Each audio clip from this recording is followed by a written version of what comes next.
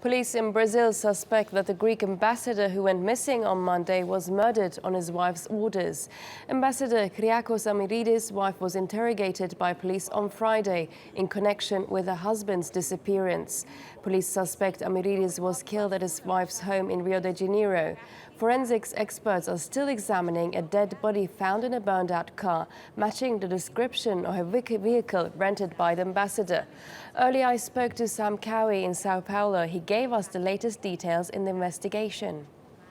The latest is that one of the suspects of the crime, a military policeman, has actually confessed to the crime of being involved with the crime, and that was after security camera images were obtained by the local homicide division that showed him dragging what appeared to be a corpse and what is believed to be the corpse of the Greek ambassador from the front of his home in the metropolitan area of Rio de Janeiro and to the military policeman's car.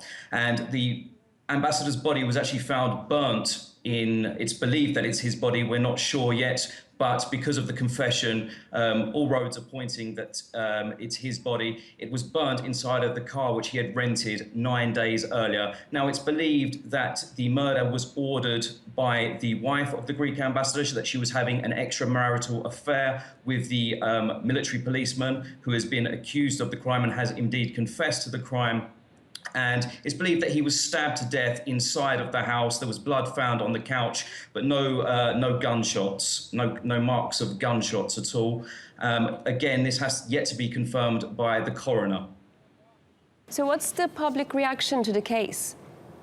Well, it's a huge scandal, of course. It's all over the front of the Brazilian newspapers. We are still waiting for an official reaction from the Greek embassy. Social media there's been several quite spiteful remarks towards the wife of the ambassador on Brazilian social media, particularly in the comments section of the leading papers throughout the nation. We have to remember, of course, that Brazil is an extremely violent country where we see more than 60,000 homicides a year, although it is usually unusual for foreigners to be among the body count. So is this an embarrassment for the Brazilian government, would you say? Absolutely, of course. Like I say, it's rare to see foreigners among the body count. Rio de Janeiro is still, despite it's got less violent in recent years, but it's still an incredibly violent city, especially in the outer suburbs where the ambassador's wife and he had actually just bought a home.